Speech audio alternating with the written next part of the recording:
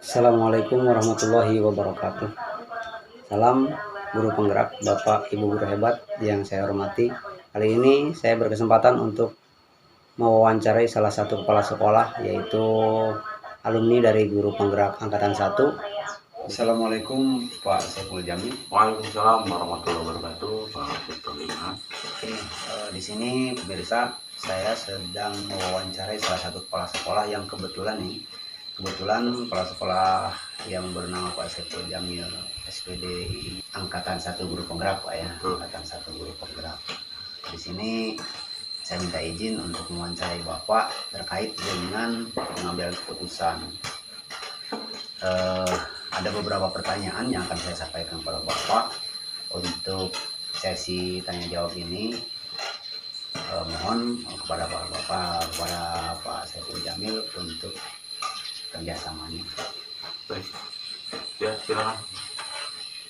Pertanyaan pertama, Pak. Ya. Selama ini bagaimana Bapak dapat mengidentifikasi kasus-kasus yang merupakan, apakah itu kasus dilema etika ataukah itu bujukan moral tersebut? Ya, baik.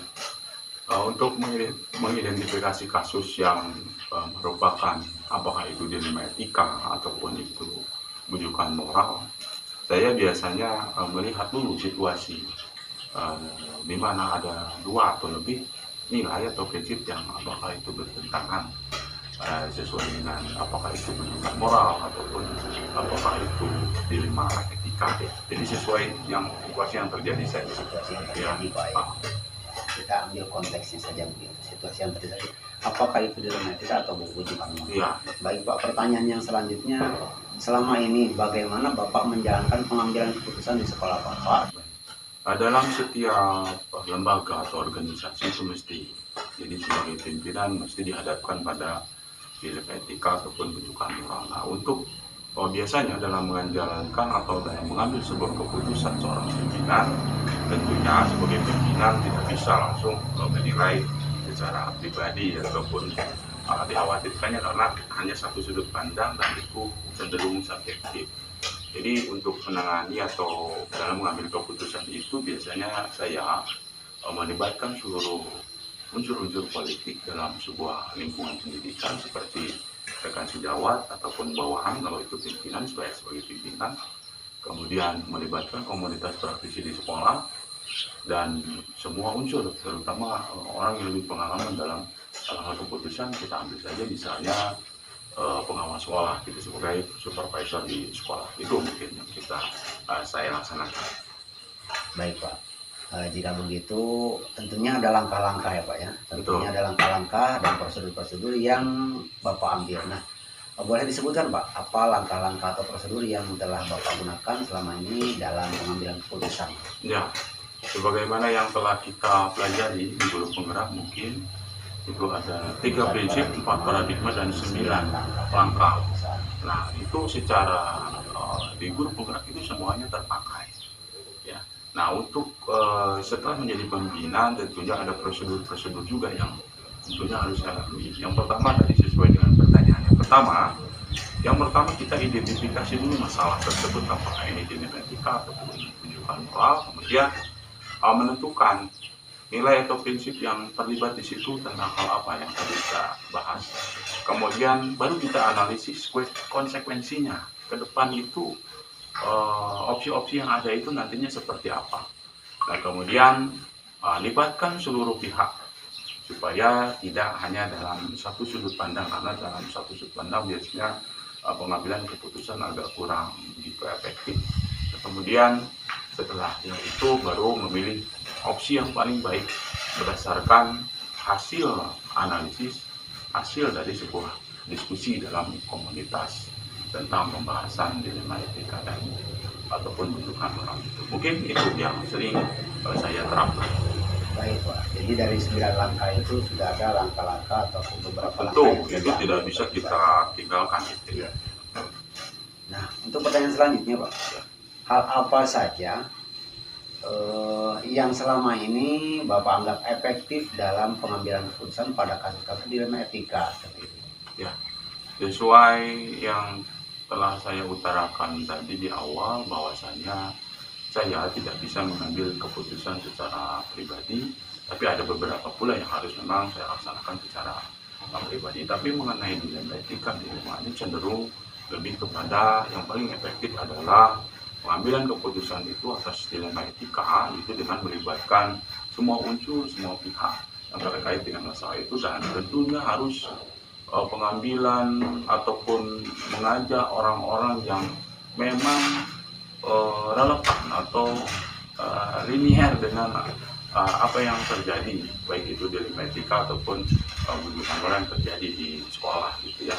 Contoh yang lebih berpengalaman misalnya seorang pengawas ataupun rekan sejawat pun dengan pengalamannya yang lebih mungkin bisa saja memberikan masukan-masukan, karena kalau yang saya bilang tadi, kalau dari beberapa pengalaman yang terjadi dari kepala sekolah lain ataupun dari bawahan kita sebagai pemimpin ya misalnya, itu banyak sekali masukan-masukan yang nantinya akan lebih efektif dalam pengambilan keputusan. Itu mungkin hal-hal yang saya anggap paling efektif yang telah saya lalui.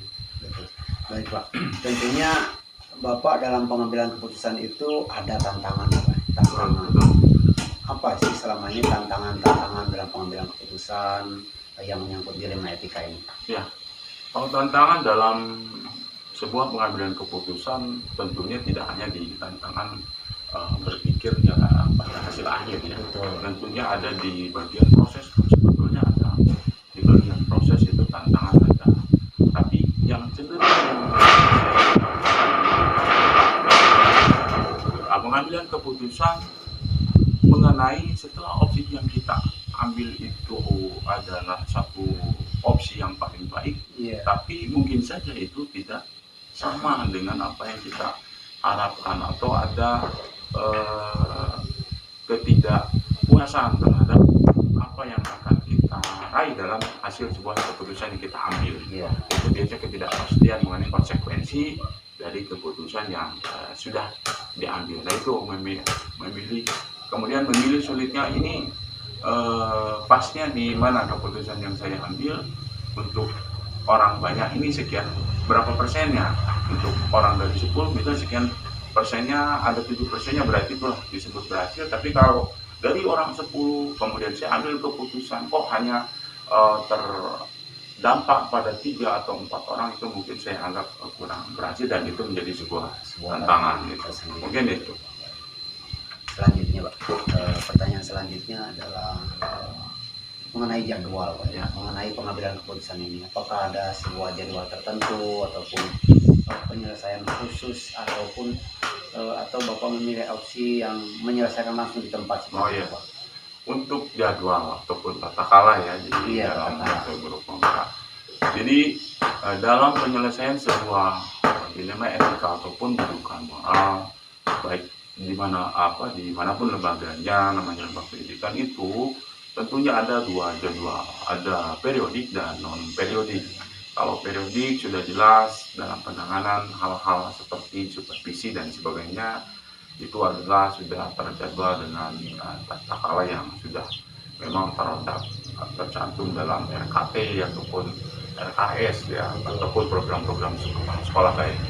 Tapi kalau dalam hal-hal yang insidentil, tentunya kami menerapkan jadwal yang secara non periodik ya. Jadi di mana itu kasus terjadi ya secepat mungkin bisa kami tangani supaya tidak menumpuk kemudian membuat sebuah bom waktu. Jadi apa yang terjadi kalau itu tidak bertumburan dengan jadwal yang periodik langsung, ataupun bertumburan pun kalau itu memang satu arah dan relevansinya sama, kontekstualnya sama konteksnya, ya kita tangani saat itu juga. Mungkin itu. Baik. Pertanyaan selanjutnya Pak. Ya. Tentunya Bapak dalam pengambilan keputusan itu ada pihak-pihak yang dilibatkan ataupun hal-hal yang lain yang dilibatkan dalam mempermudah penyelesaian kasus atau dilema tersebut. Ya. Nah, apakah ada hal lain atau seseorang atau pihak-pihak lain yang dapat Bapak gunakan ataupun Bapak ajak untuk membantu mempermudah penyelesaian masalah tersebut Pak? Ya baik. Dalam hal itu tentunya dalam penyelesaian tantangan-tantangan yang sudah dihadapi baik itu di lima ataupun lainnya. Nah itu tentu ada yang terlibat sebagaimana yang dipelajari dalam guru penggerak itu ada unsur-unsur politik dalam sebuah lembaga itu. Ini paling tidak harus kita kuat, harus kita rangkul. Nah, untuk penguatan dalam menjalankan roda pendidikan. Unsur-unsur politik yang sering saya libatkan itu tergantung konteks suatu tantangan. Kalau itu tantangan terhadap guru, mungkin masih bisa diatasi dengan pimpinan langsung, maka saya langsung atasi itu.